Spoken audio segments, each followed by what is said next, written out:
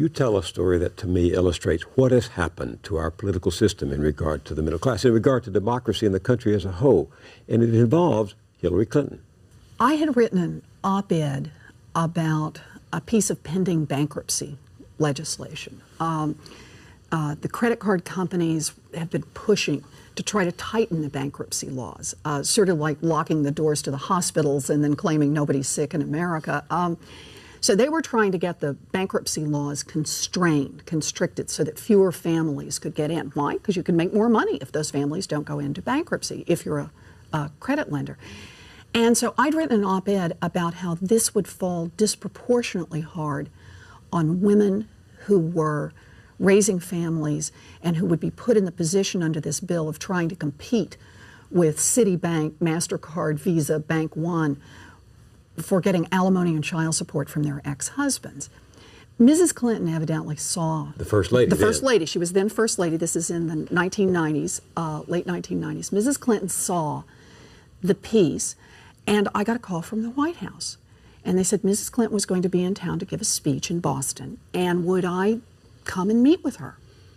I said, sure. And so I put together all my files. I show up at the appointed place. After she's finished her speech, we're ushered into a tiny little room somewhere in the bowels of this hotel, and just the two of us. They close the door. Mrs. Clinton sits down. We have hamburgers and French fries. And you tutor her. And she says, tell me about bankruptcy. And I got to tell you, I never had a smarter student. Quick, right to the heart of it. I go over the law. It's a complex law. Went over the economics, showed her the graphs, showed her the charts, and she got it. Within 20 minutes, she could play where the rest of it would come. Well, then that will mean this part's happened. That will mean this has happened. I said, yes, that's right. And at the end of the conversation, Mrs. Clinton stood up. She said, let's get our picture taken, which we did. And she said, Professor Warren, we've got to stop that awful bill, referring to this bankruptcy bill that's sponsored by the credit card companies. So I left. She went back to Washington, and I heard later from someone who was a White House staffer that there were skid marks in the hallways when Mrs. Clinton got back as people reversed direction on that bankruptcy bill. They were supporting the industry, and because of her... President Clinton had been showing that this was another way that he could be helpful to business. It wasn't a very high visibility bill. And when Mrs. Clinton came back with a little better understanding of how it all worked, they reversed course, and they reversed course fast. And indeed, the proof is in the pudding. The last bill that came before President Clinton was that bankruptcy bill that was passed by the House and the Senate in 2000, and he vetoed it. And in her autobiography, Mrs. Clinton took credit for that veto, and she rightly should. She turned around a whole administration on the subject of bankruptcy. She got it. And then? One of the first bills that came up after she was Senator Clinton was the bankruptcy bill.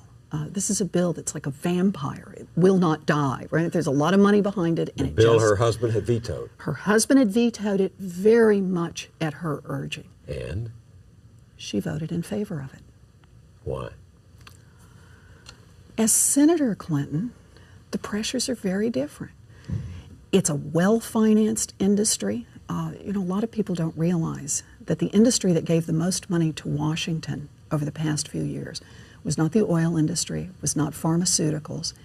It was consumer credit products. Those are the people the credit card companies have been giving money, and they have influence. And Mrs. Clinton was one of them, as senator. Yeah. She has taken money from the groups, and more to the point, she worries about them as a constituency. So what does this mean, though, to these people, these millions of people out there whom the politicians cavort in front of as favoring the middle class, and then are beholden to the powerful interests that undermine the middle class? What does it say about politics today? This is the scary part about democracy today. We're talking again about the impact of money. The credit industry on this bankruptcy bill has spent tens of millions of dollars lobbying, and as their profits grow, they just throw more into lobbying for how they can get laws that will make it easier and easier and easier to drain money out of the pockets of middle-class families.